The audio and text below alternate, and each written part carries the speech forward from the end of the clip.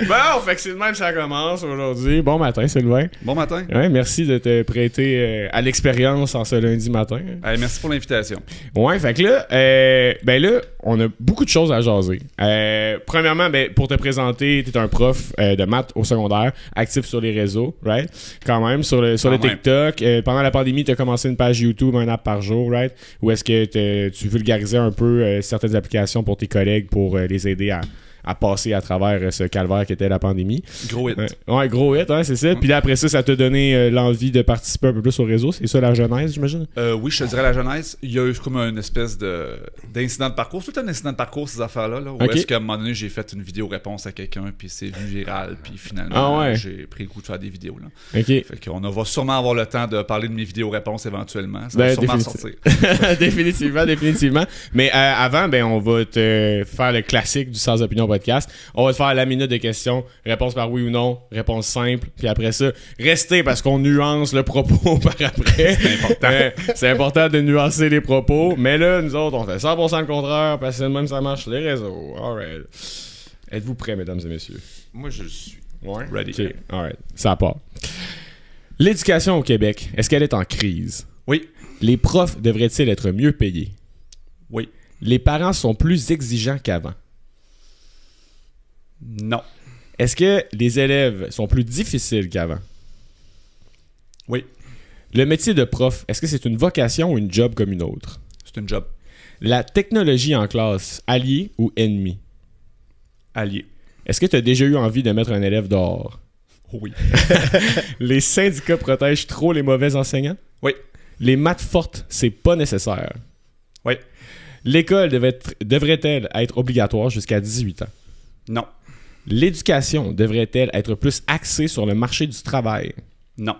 L'école devrait-elle enseigner plus de notions financières et entrepreneuriales? Oui. Devrait-on retirer les cours de culture religieuse? Non. L'éducation devrait-elle être 100% gratuite, incluant les fournitures et les sorties? Oui. La charge administrative des profs les empêche d'enseigner efficacement? Oui. Time. Hey, moi, il m'en reste deux que j'ai besoin là, pour mon personnel. Okay. Vas-y. Parce que j'ai trop d'amis dans le bac en enseignement. Est-ce que le bac en enseignement est trop long et lourd? Oui.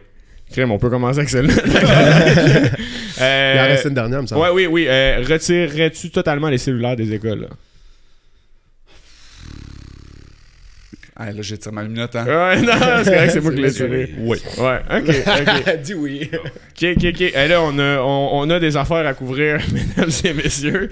Ben ouais, le bac en enseignement, t'as un peu stumble là-dessus. Ouais. Écoute, le bac en enseignement, pour les étudiants au bac en enseignement, le 4 ans, il leur semble trop long. Ouais. C'est pas dans les faits trop long. Parce que être enseignant, c'est être un professionnel, c'est de la réflexion. Tu sais, on voit la job d'enseignant comme on la voit comme une technique. Tu sais, tu viens, t'appliques des techniques. Alors que avec la diversité de jeunes en difficulté qu'on a dans nos classes, on n'en a même pas assez de 4 ans pour se former, pour répondre à tous ces besoins-là. Des jeunes avec des troubles de l'autisme, avec des dyslexies, des orthographies, on comprend même pas qu'est-ce qu'on fait. On n'est pas assez formé. Mais à l'âge que tu as quand tu fais ton bac, tu le vois pas l'intérêt de le faire. Fait qu'au final, tu trouves ça trop long, tu trouves ça abstrait.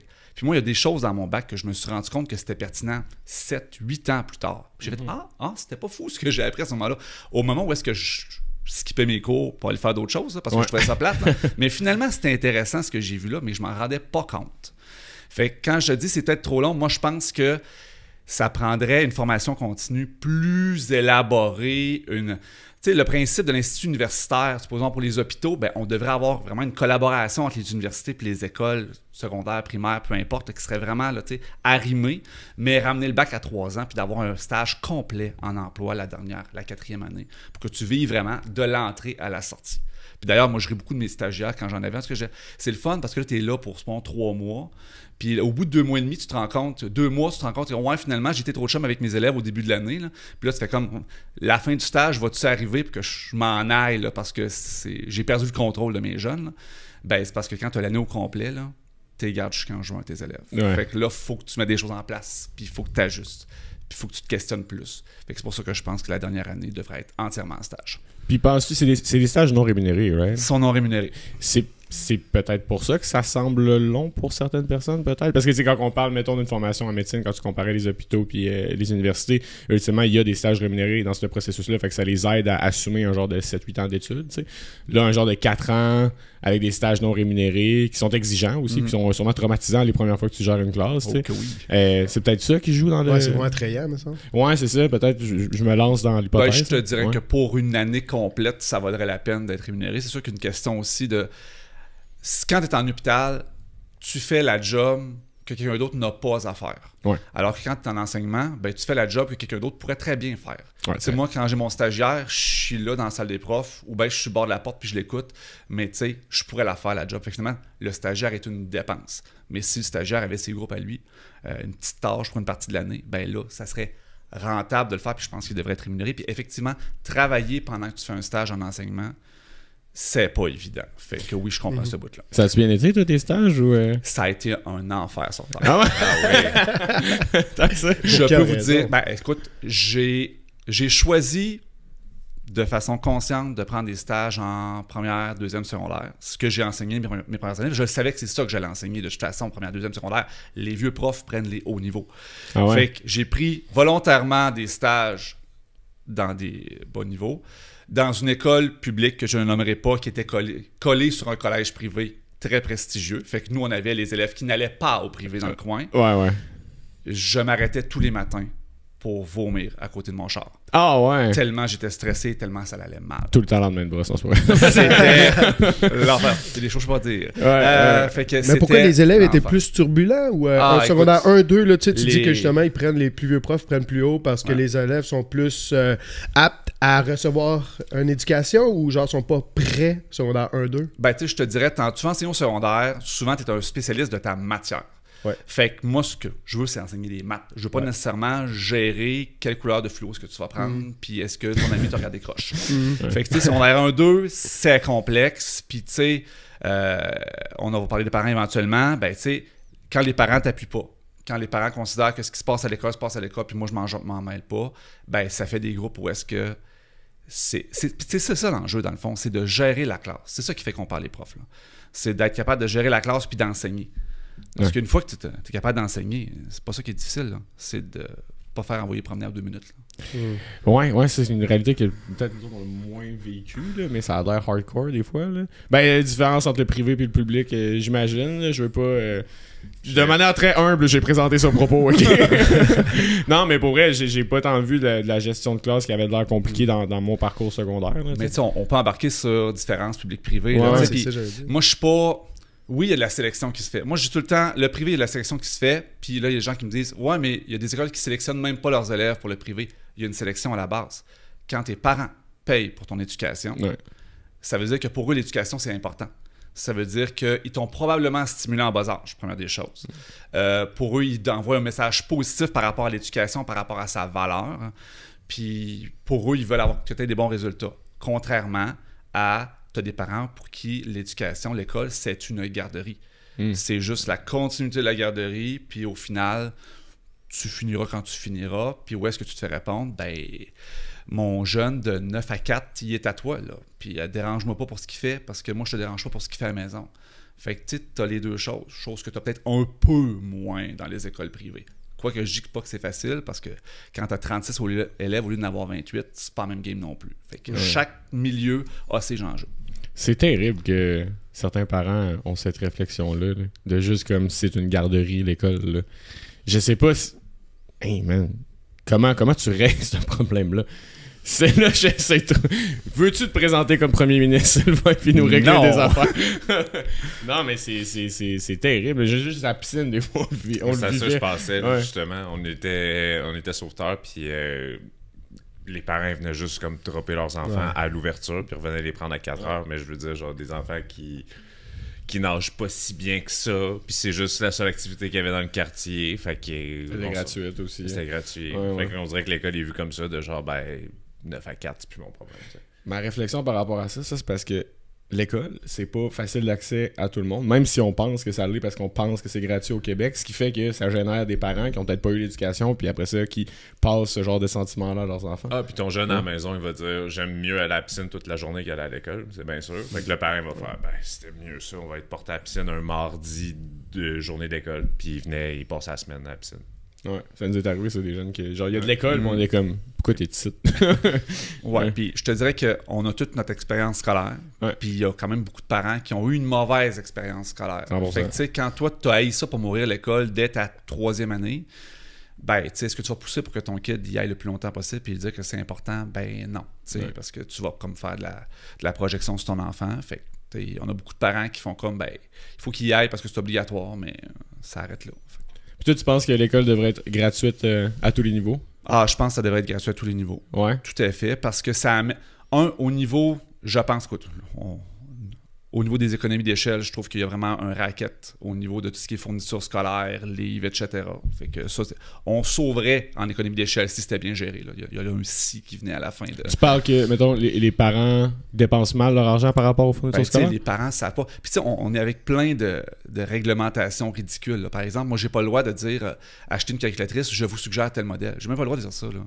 Fait que tu sais, j'arrive avec des jeunes qui ont des calculatrices qui arrivent du $AMA puis qui essaient de faire des calculs mathématiques de secondaire 4 avec ça, là, ça marche pas, les fonctions sont à l'envers. Pourquoi t'aurais pas le droit de suggérer? Parce que tu sais pas la classe économique de chacun, fait que si ça a un certain prix... Parce qu'il y a eu des revendications de parents au niveau de la gratuité scolaire, puis dire qu'on n'avait pas le droit de suggérer des marques parce qu'ils se sentaient brimés, parce que leur enfant avait pas la marque qui était suggérée, puis qu'il n'y avait pas les moyens de... Puis je comprends ça. Ouais, ça peut coûter cher quand même. Je comprends cher, c'est vrai que la calculatrice Kellogg...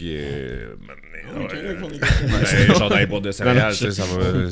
Ben, c'est pour ça que au niveau d'une équité, je pense que ça vaudrait la peine que chaque enfant arrive et qu'il ait son petit kit avec ses petits cahiers Canada, sa petite calculatrice Sharp au début de l'année, puis que l'élève, ben, cette calculatrice-là, on vous la fournit, mais elle est bonne pour 5 ans. T'sais, à la limite, mais au moins, on a fait de base, puis tout le monde a le même matériel, tout le monde part avec des chances égales. Puis après ça, ben, si ton kid scrape toutes ses affaires, ben là, c'est à toi de les racheter, ça, c'est une autre chose. Là. Mais je pense qu'on a des questionnements à se poser par rapport à ça, puis il y a des parents pour qui les achats de matériel scolaire en début d'année, c'est un struggle, là, puis je les comprends parce que ça coûte excessivement cher.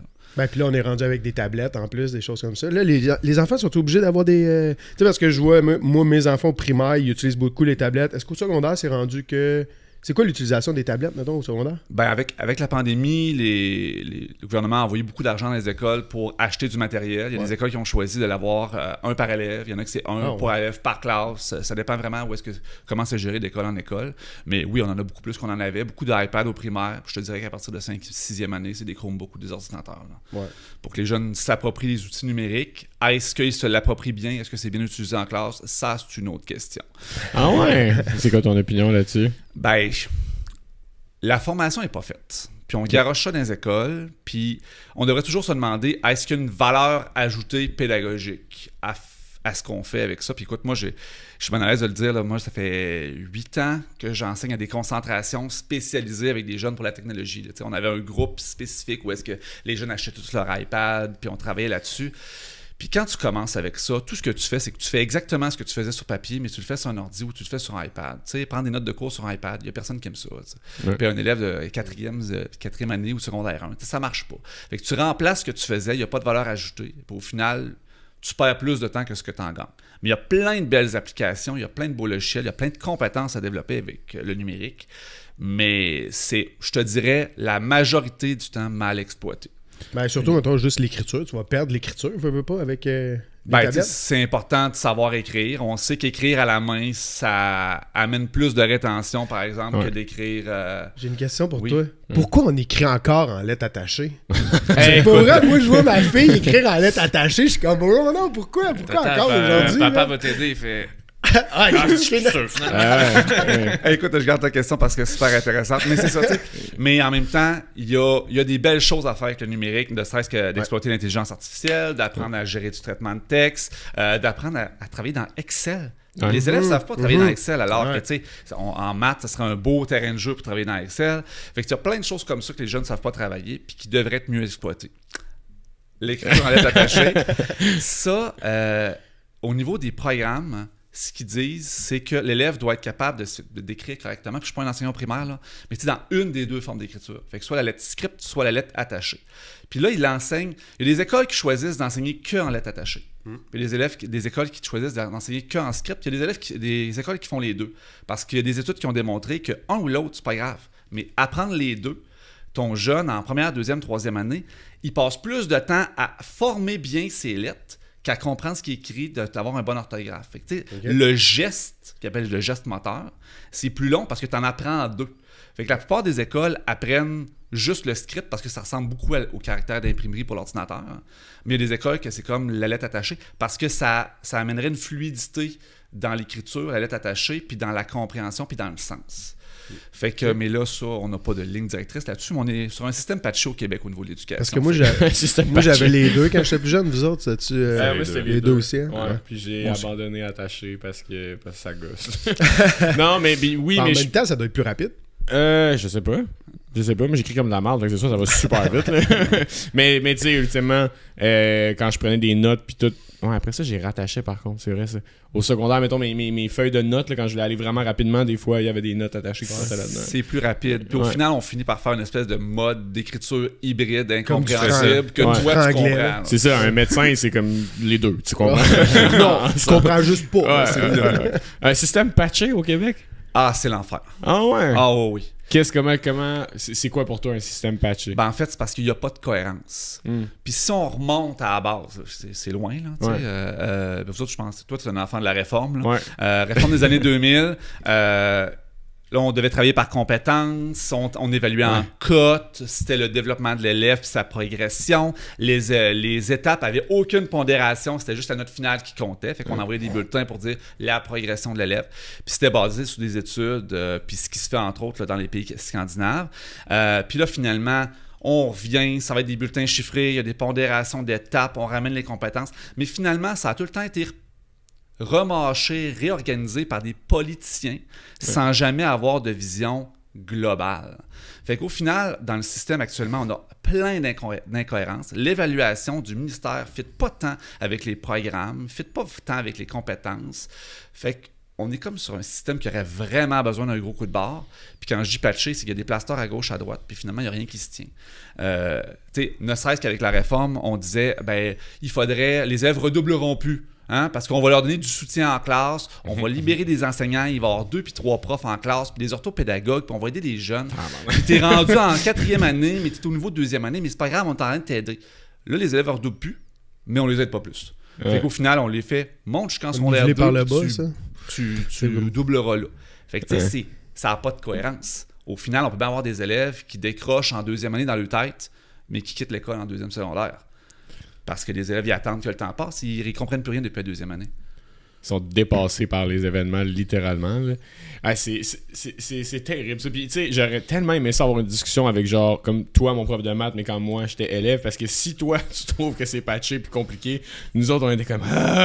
c'est les compétences puis les pondérations. Moi, je pense que j'avais bien aimé les compétences croisées. Je faisais, genre, un travail de maths, mais il fallait bien que je le présente, parce que j'avais 20 points d'art plastique dessus. J'étais genre...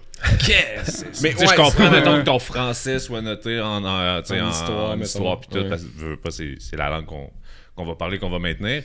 Mais tu sais, de savoir que si mon examen, je l'ai mis dans un parchemin, j'ai brûlé les coins, je l'ai fait tremper dans du café, puis je te le présente comme ça dans une bouteille. Genre. Je suis comme allô, puis genre bravo, t'as 10 points d'or plastique, mais ça n'a aucun lien. Je peux comprendre la compétence croisée, mais là, à un certain point, je suis comme si je rajoute 1h30 sur mon travail de maths pour te le présenter de même, t'es genre quand même bullshit. Là.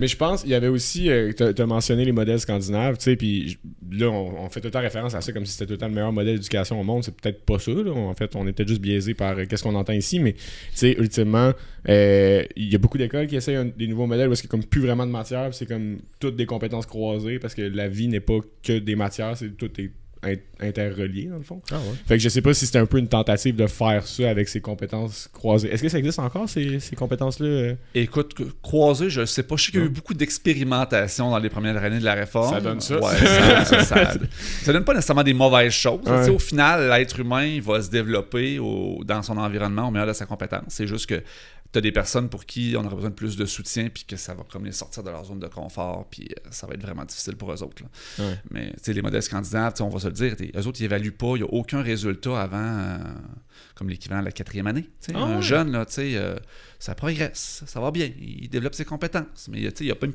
cote là, avant minimum 4e année. Là.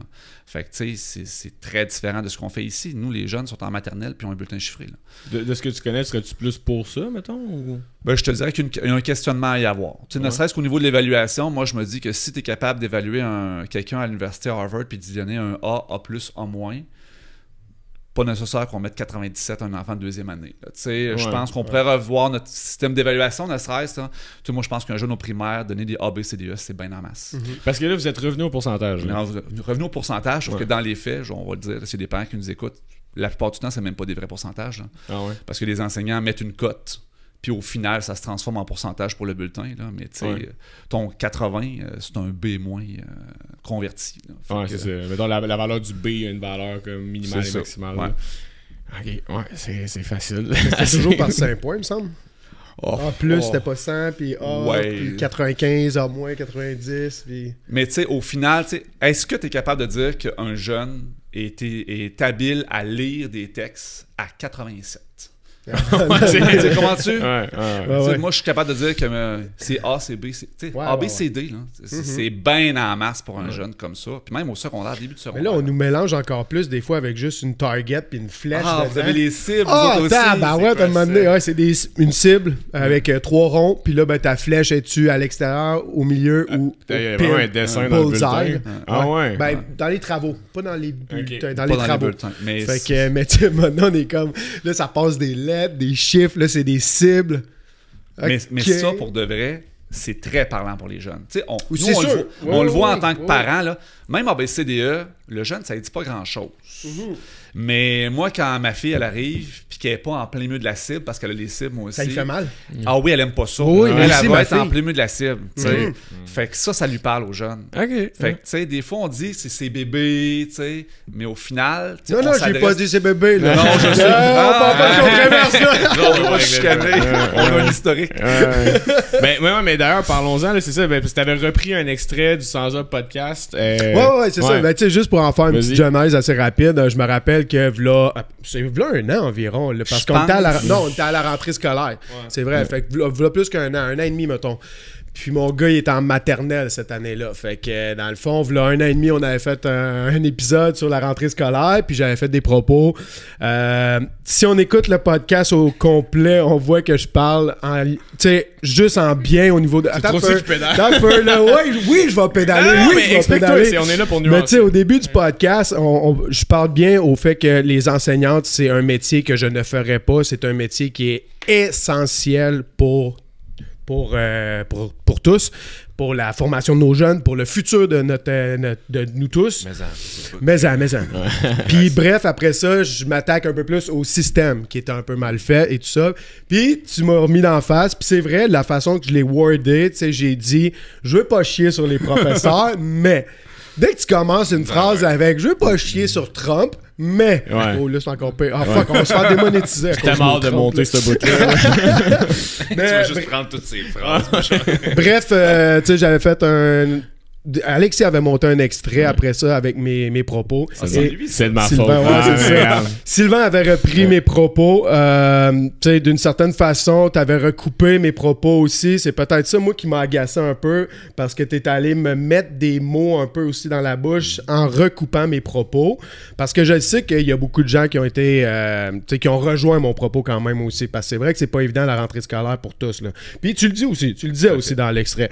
Puis bref, ça a fait un... Hey, moi, man, pour vrai, là, un moment donné, je reçois un message de ma cousine qui est à Gatineau. Frank, il y a Sylvain qui a repris ton extrait. C'est partout sur un des plus gros groupes Facebook des professeurs au Québec. Là, j'étais comme, oh non. Moi, tout ce que je pensais à ce moment-là, c'est les professeurs de mes enfants. J'étais comme, hey, ont-tu vu ça? Si eux autres ont vu ça, moi, quand je vais aller chercher mes enfants tantôt à l'école... Ils vont-tu me regarder et me dire « Ah, gars, lui, le maudit, c'est lui qui est allé parler contre nous autres, qui veut pas chier ses professeurs, mais que... » Fait que bref, tout ça, on a enlevé l'extrait. Je sais qu'Alexis t'es pas d'accord. Est-ce qu'on enlève l'extrait? J'aurais dû le laisser. Moi, je trouvais que c'était du génie. Je m'en colle ici. Ouais, mais j'étais pas à l'aise avec ça parce que là, on parle de mes enfants. Tu sais, tout ton extrait que tu parles du 40 heures par semaine. Personne fait vraiment 40 heures de job par semaine. Ça a fait un tabac sur les réseaux. Mais tu pointais pas directement quelque chose, tu sais, c'était vague. Là, je me suis battu avec les agriculteurs en commentaire. Oui, mais moi, c'est que je pointais directement envers les professeurs de mes enfants. Ouais, mais j'ai pas d'enfants. C'est pour ça. C'est pour ça que là, j'étais vraiment plus à l'aise avec ça. Puis que là, j'ai découvert que les réseaux sociaux, c'était quand même... ça pouvait pas être polémique, aller viral assez rapidement. Puis ben, t'as quand même un gros bassin, t'as quand même un gros réseau. Fait que, bref, tout ça pour dire que j'étais fâché contre toi. La guerre est finie. Non, mais bref, est-ce que la façon que tu montes tes affaires, tu t'attends à ce que ça fasse réagir, puis la façon de découper tes extraits, c'est la façon de faire réagir, puis c'est la bonne façon. Est-ce que tu t'en fais parler? Est-ce que tu te fais attaquer des fois avec ça aussi? Ou... Écoute, je reprends la base. Ouais. Tu sais, quand vous autres faites des podcasts, en plus, vous choisissez des extraits pour amener les gens à venir voir votre podcast. Absolument. OK? Bonsoir. Puis, tu sais, j'ai eu quelques altercations avec quelques personnes sur les réseaux par rapport à ça. Entre autres, du monde qui ont des podcasts, plusieurs. Parce que tu choisis l'extrait, mais il faut que tu assumes ton extrait. Puis, tu sais, je reviens à ce... Ben, c'est ça. Moi, en bout de ligne, c'est ça. Moi, je l'ai pas assumé. Il faut que tu assumes ton extrait. Puis il faut que tu assumes que les gens iront pas voir le podcast au complet. Ouais. Ça, c'est vraiment super important. En fait, tu sais, quand on me dit « Ouais, si tu écoutes mon podcast au complet, tu vas comprendre que c'est plus nuancé que ça. » C'est hors contexte. Oui, mais tu sais, les jeunes, puis 95% du monde qui t'écoute, iront pas le voir. Fait qu'au final, c'est important que tu assumes puis que ton extrait soit complet ou que tu l'assumes totalement. Moi, quand je fais on va faire mes réactions, là, effectivement, j'ai un gros bassin de profs qui aiment ça réagir. Je le sais. Puis ces extraits-là, je le sais d'avance que ces vidéos-là vont monter d'un vues. Puis tu sais, j'en fais une fois de temps en temps. Puis c'est stratégique, on va se le dire. Là. C'est stratégique parce que je vais chercher du following avec ça, ce qui me permet après ça d'aborder des sujets de fond. C'est pas vrai que quand je parle d'évaluation, pendant 4 minutes, les gens m'écoutent jusqu'au bout s'ils me suivent pas déjà d'avance, puis ils s'abonnent pas pour ça. Là. T'sais, mais quand je parle de toi qui fais réagir ou que je parle de la mère ordinaire, écoute, ça monte. OK? Maintenant, je fais attention.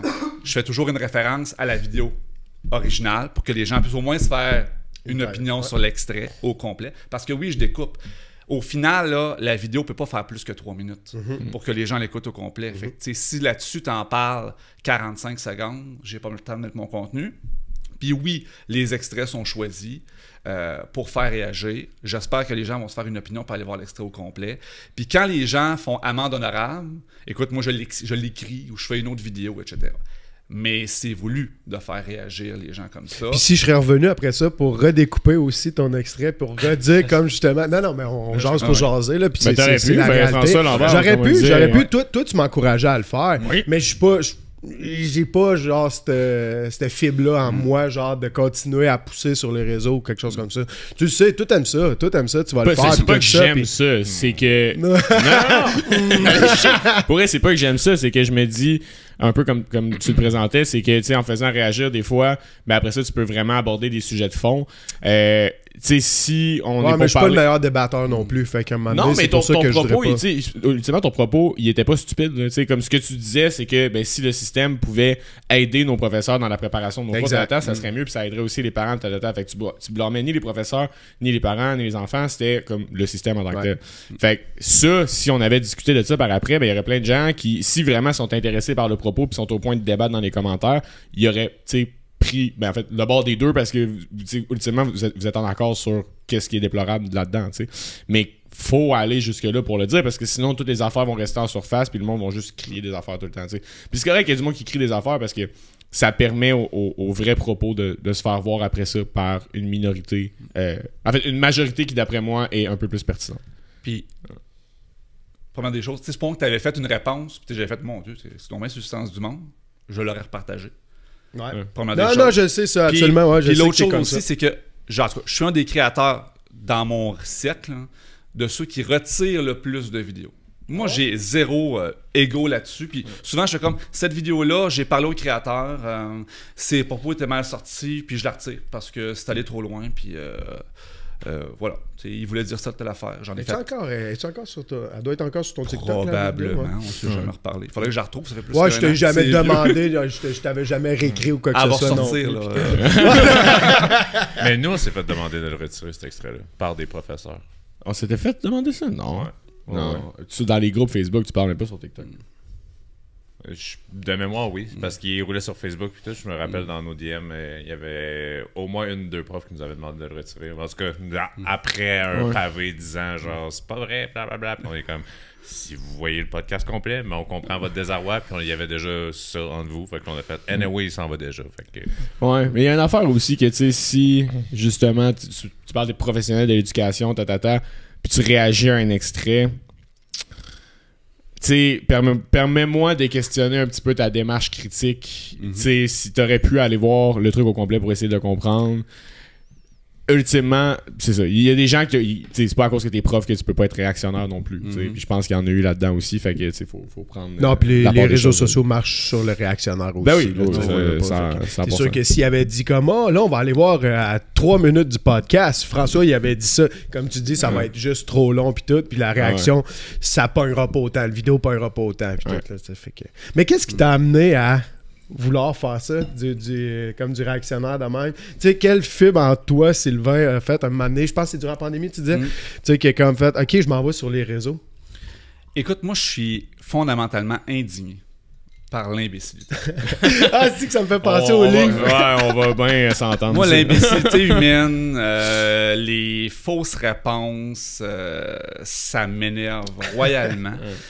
Puis écoute, pendant la pandémie, c'était vraiment parce qu'il n'y avait rien de disponible. On arrivait en français là, pour enseigner, par exemple, là, pour les applications, là, les profs ne savaient pas comment enseigner en ligne. Puis moi, j'étais indigné parce qu'à l'époque, Jean-François Roberge avait dit « Bon, ben là, on ferme les écoles pour 2 semaines. Tout le monde est en congé. » Puis là, les syndicats étaient sortis. Il faut prendre soin de soi. Puis il y avait du monde qui capotait leur vie. Puis nous autres, on était là. Puis on est en congé, tout le monde. Ça marche pas, là. Tu comprends-tu? Fait que là, moi, à partir de ce moment-là, puis j'enseignais à des classes iPad. Fait que moi, j'aurais pu le lendemain envoyer du stock à mes élèves puis continuer à travailler avec eux autres par Google Meet. Écoute, moi, j'étais là puis j'étais obligé de ne pas enseigner. C'était ça la consigne dans les écoles publiques. J'étais indigné mur à mur. Au privé, c'est différent? Au privé, ils suivent, puis ils suivent pas les consignes, puis c'est pas plus grave que ça. Là. Puis c'est correct de même aussi, ils ont leur indépendance. C'est d'ailleurs quelque chose qui manque dans le réseau d'indépendance dans les écoles. Fait que moi, j'étais indigné à ce moment-là. Puis là, j'écoutais les gens qui parlaient au nom des enseignants dans les réseaux. Tu sais, il y avait les syndicats, puis il y avait Égide Royer. J'ai rien contre M. Royer, là, mais ça fait 50 ans qu'il n'a pas mis les pieds dans une école. Tu sais, ça m'insultait royalement. Là. Fait que c'est là comme que, OK, step up, là. Je m'indigne du fait que personne ne parle pour les profs. Je vais parler pour les profs. Moi. Bravo. Fait que voilà. Shout-out pour ça, pour vrai, parce que comme, on n'entend pas jamais le maudit point de vue des profs, puis on en parle tout le temps. On parle tout le temps du système d'éducation. J'ai l'impression que la politique québécoise, c'est le système d'éducation, les hôpitaux, puis le petit 3e lien. Fait que c'est hot que tu prennes part à ça. Puis est-ce qu'il y a d'autres enseignants, des fois, qui sont comme « Ta femme, tu ta gueule? » Ah, il y en a. Il y en a qui sont pas d'accord avec moi, puis c'est correct. Puis j'ai pas la prétention de parler au nom de tous les enseignants. Je te dirais que j'en rejoins quand même pas mal. Mais tu sais, toujours avec des nuances. Puis des fois, je publie quelque chose, puis quelqu'un fait « Ah, je suis vraiment déçu de toi, je suis pas d'accord avec toi là-dessus. » Ben, tu seras pas tout le temps d'accord avec moi. Là. Si tu étais tout le temps d'accord avec moi, on aurait un problème. De toute façon, les réseaux, c'est blanc ou noir. Là. Les réseaux sociaux, on dirait qu'il n'y a pas de nuance de gris de nulle part. Là. C'est comme soit je t'attaque ou je te vénère. Là. Ouais, puis tes idées ont le droit de changer. Ça, c'est une affaire que beaucoup de monde en pandémie ont eu de la misère à comprendre. Là. C'est que, tu sais, ultimement, des fois, on fait 2 pas par en avant pour en faire 1 par en arrière pour en faire 3 par l'avant. Fait que... Puis sur les réseaux, ben aussi, vu que ça reste figé dans le temps, si tu restes, mettons, sur un extrait ou un contenu, t'es comme, ben c'est ça que cette personne-là est et pense et incarne. T'es comme, non, pas nécessairement. Là, fait que la nuance, c'est important, mesdames et messieurs. Moi, je veux revenir sur... On a touché au syndicat un petit peu. Ouais, c'est ça. Ouais, c'est ça. Syndicats ou commissions scolaires ont un peu toute cette gestion-là des écoles. En fait, la question, ultimement, c'était est-ce que les syndicats protègent des mauvais profs? Tu as répondu? Oui. Oui? Ouais. OK, pourquoi? Ben, en fait, c'est parce que c'est ça leur rôle. Je leur lance pas des roches là-dessus, mais c'est ça leur rôle. Quand tu payes pour un syndicat, tu t'attends à être représenté puis protégé. C'est ça le rôle d'un syndicat. Fait que les syndicats ont comme mandat de protéger leurs membres jusqu'à un certain point. Il y a des limites à comment tu peux protéger quelqu'un.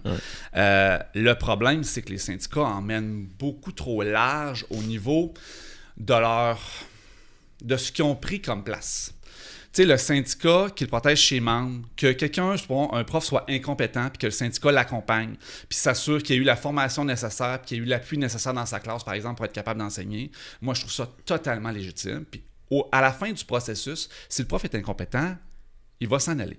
OK? Puis ça, c'est correct. Mais... Il va s'en aller par lui-même ou bien il va se faire mettre dehors? C'est difficile, je pense, En fait, ce qui va se passer, en toute transparence, j'ai déjà été délégué syndical, moi, OK? Ce qui va se passer, c'est que le processus est tellement long que le prof va avoir le temps de voir venir que son congédiement arrive, fait qu'il va démissionner avant d'être mis à la porte. Fait que comme il va avoir démissionné, ben, il va aller se faufiler puis il va aller enseigner ailleurs, au privé, j'en connais, ou dans un autre centre de service scolaire. Fait que c'est un manque qu'on a actuellement parce que le dossier de l'enseignant ne suit pas. Ça, c'est un problème qu'on a dans le système. Puis, tu sais, c'est pour ça que moi, je suis un des rares enseignants qui militent pour un ordre professionnel des enseignants pour essayer de faire une espèce de balancier à trois. T'sais, actuellement, on a le gouvernement qui dit quelque chose, on a les syndicats qui disent quelque chose, ils sont jamais d'accord sur rien, puis ça avance pas. Mais en même temps, il y a de la recherche à côté de tout ça, il y a le service à l'élève. C'est pas le syndicat qui devrait gérer le service à l'élève.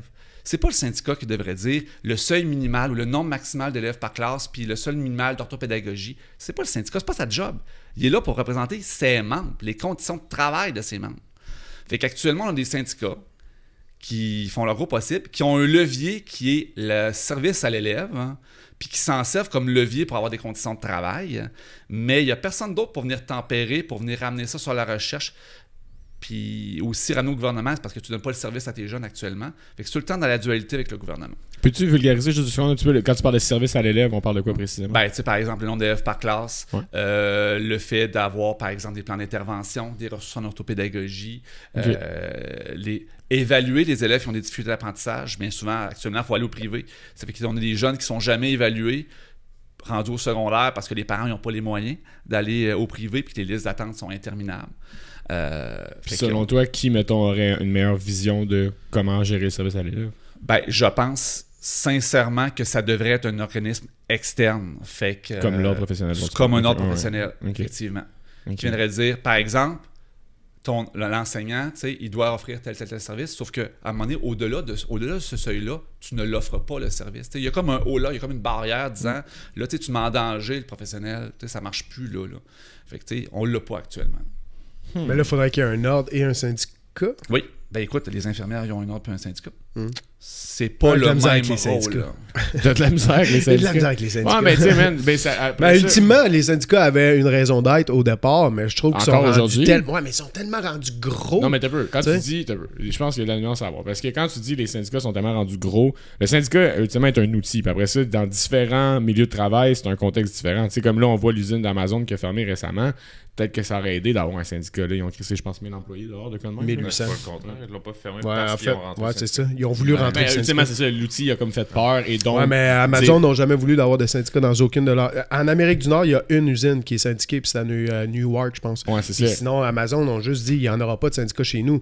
Puis là, ben, à Laval, ou en tout cas, whatever, eux autres, ils ont voulu faire rentrer un syndicat. Amazon, ils ont fait, c'est correct, hein? Regarde, on va la fermer, celle-là. Mais ne dirais-tu pas que dans un tel contexte, ça aurait protégé les travailleurs? J'ai de la misère avec ça parce que ça reste quand même une entreprise privée aussi, là, Amazon. Là. Je veux dire, s'ils veulent gérer leur affaire à leur façon, puis dire comme non, tu feras pas rentrer un third party genre dans notre business, on va faire nos propres règlements. Est-ce que ça fait du sens ce que je dis ou j'ai l'air trop genre radical? Tu sais, je veux dire, ça reste du privé. C'est genre Amazon, mais si t'es privé comme dans nos business, c'est nous qui gèrent. Non, tu t'embarqueras pas quelqu'un, mais au niveau d'Amazon, t'es comme... Il faudrait, parce que tu gères quand même 1 million d'employés, mettons. Là. Mais à un moment donné, quand tu as beaucoup d'employés, ça devient tellement impersonnel que c'est là que tu peux tomber dans l'abus. Puis tu sais, je vais faire un lien. Abus ou non, tu aurais le droit, vu que c'est ta business. Mais on aurait le droit de faire de l'esclavagisme. Tu sais, je veux dire, parce que ça peut aller jusque-là si on gère pas les personnes qui travaillent pour nous. T'es pas obligé de travailler pour lui, là. C'est ça. Ben, certaines conditions économiques dans certains pays nous forcent à chercher de l'emploi qui des fois nous convient pas. Là. C'est pas tout le monde qui travaille au McDo qui veut travailler au McDo, tu sais. Non, mais McDo, ils n'ont pas de syndicat, puis ils ont des bons salaires. Allez travailler au McDo. Oui, non, mais Fais pas un extrait avec ça, s'il te plaît. Non, mais meaning que, je veux dire, des fois, par des contextes économiques et sociaux, t'as pas le choix de travailler pour certains employeurs. Des fois, t'es dans une ville, puis tous les commerces locaux ont fermé parce qu'il y a un Walmart qui est venu s'installer. Tu vas travailler où si t'es genre une mère monoparentale en situation économique difficile? Au fucking Walmart, tu sais. Fait que c'est comme... C'est le monde dans lequel on vit, c'est compliqué des fois. Puis je pense que le syndicat peut être un bon outil, mais c'est une question de contexte puis de type d'employeur. Mais moi, si je reviens, pour moi, le syndicat en enseignement, il est nécessaire. Ouais. Dans le contexte de l'école publique, tu sais, j'aime bien relativiser des choses. Là. Puis, je pense que l'ordre professionnel est nécessaire, entre autres. On le voit, là, actuellement, n'importe qui peut être appelé un enseignant. Qu'est-ce que le syndicat peut faire contre ça? Rien. Parce que n'importe qui est appelé un enseignant actuellement, ben, il est représenté par le syndicat. Fait que, il ne peut pas se lever si c'était pas là-dessus. Là. Mais le syndicat, il est nécessaire parce que, entre autres pour les enseignants, parce qu'on considère l'enseignement comme étant une vocation. Fait que par défaut, quand tu considères qu'être infirmière ou être enseignante, c'est une vocation, ça veut dire tu vas faire ça pour le bien des enfants. On peut tout te garocher dans ta cour, puis il n'y a plus de limite à l'abus que tu peux faire rendu là. C'est pour ça que, à mon sens, le syndicat, dans ce cas-là, il est vraiment nécessaire. C'est pour ça que tu disais que c'était pas une vocation, mais c'est ça, c'est une job. Ben, ultimement, oui, parce que si une personne est payée comme du monde, puis ils vont tous partir, puis là, on va se ramasser avec une société d'imbéciles, puis elle va être indignée, il va faire plus d'extraits, tu vas te faire casser. C'est ça qui va se passer. Là. Ben, là, j'ai un peu exagéré, là, mais c'est un petit pan fatal, effectivement. C'est une petite affaire, vraiment. Ouais, mais j'imagine que c'est un peu comme ça que tu vois la pertinence du syndicat au final. Là. Ben oui, je pense que c'est important de mettre des limites. Puis ça prend quelqu'un pour te représenter, puis on va dire les enseignants, on est comme ça. T'sais, on donne, on veut, puis à un moment donné, ça prend quelqu'un pour dire non, arrête de donner là. Ça va être correct. On a-tu encore te mentionné n'importe qui rentre qui est enseignant après ça est protégé par le syndicat? Moi, j'ai une ex-copine que je vais pas nommer qui... C'est laquelle? Non. Moi aussi, je suis en train de... vivait plus en région puis a réussi à être comme enseignante au primaire pendant la pandémie parce qu'elle était à l'université à la maîtrise, elle avait genre des qualificatifs, mais ultimement, elle n'était pas enseignante ou n'avait pas de certificat d'enseignement. Puis je sais qu'elle n'était pas la seule. Est-ce que c'est encore un truc qui se passe en ce moment? Oui. Définitivement? Oui, vraiment. Ouais. Là. Si demain je veux être enseignant, je pourrais être enseignant. Pas sûr, ça. Je te le jure. Pour vrai? Je veux pas, parce que je sais qu'il y a du monde qui m'écoute aussi, là, mais ça, mettons que j'ai des voisins dans mon voisinage, je connais un couple qui se sont complètement revirés de bord, qu'elle avait une entreprise et tout ça, a fermé l'entreprise, puis elle a pas d'éducation là-dedans, là, puis là, elle est rendue professeur au primaire. Pardonnez ma naïveté, mais... Elle a fait, mettons, un cours de mathématiques, un cours de français. Elle peut faire plusieurs matières, là. Au niveau primaire? OK. N'en pense pas de ça. C'est un drame. C'est terrible. C'est un drame, particulièrement au primaire. Puis tu sais, le gouvernement, on pourra parler du gouvernement tantôt, le gouvernement, tu sais, il fait un petit peu de désinformation là-dessus, là, en disant, ben, c'était comme ça avant. Si par exemple, tu as une formation en mathématiques, pourquoi tu pourrais pas aller enseigner au secondaire en mathématiques? Hey, je suis d'accord.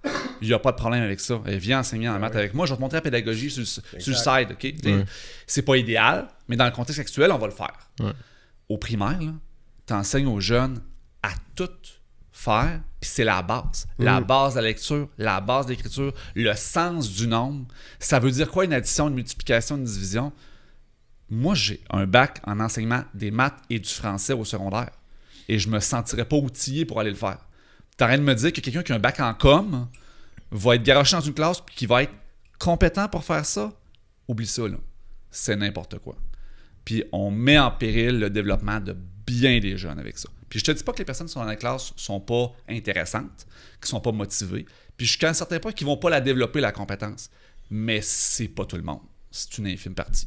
Ouais, puis la pédagogie, justement, c'est pas quelque chose que tu apprends sur le terrain one shot, là? Ben non, ça s'apprend pas sur le terrain. Puis comme je t'ai dit tantôt, même à l'université, il y a des choses que j'ai appris là, j'ai fait non, ça sert à rien. Puis 7 ans plus tard, j'ai fait finalement. Surtout en plus au primaire, je veux dire, moi je prends mon garçon, là. Tu sais, Jack, il y a du gaz, là. Il faut que tu sois capable de le saisir aussi, là. Faut que tu sois capable de comme rentrer dans son univers. Non, regarde, c'est pas un monstre, là, pantoute, puis il est super bon, puis tout, puis il s'est vraiment calmé, puis on a travaillé avec son professeur, puis là, aujourd'hui, il est super fier à tous les jours de revenir, puis j'ai eu une journée wow aujourd'hui, puis tout ça, puis on est fiers de lui, puis on l'encourage là-dedans, mais c'est parce qu'il faut que tu sois capable de saisir les 20 élèves aussi, là. Même au primaire, là, puis là, comme tu dis, il faut que tu leur fasses apprendre le français. Moi, je le fais là tous les soirs. Je fais de la lecture avec mon gars, puis je pogne les nerfs. Ouais. Tu sais, tu penses-tu, genre, avoir 20 élèves devant toi, là, puis t'es comme, Jack, voyons, c'est « et » et non « et ». Tu sais, mais là, moi, j'ai aucune pédagogie là-dedans, là.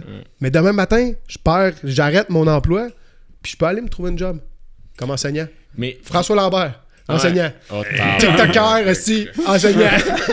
non, mais mettons, là, vous rappelez-vous de l'émission avec Charles Lafortune, la classe de 5e? Ouais, vaguement, ouais.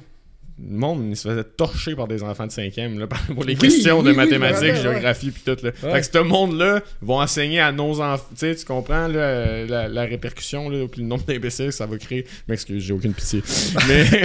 mais ultimement, c'est tragique. Est-ce que dans ton monde idéal, parce que j'imagine que tu réfléchis à ça souvent, mais est-ce qu'il y a une manière d'arrêter ça?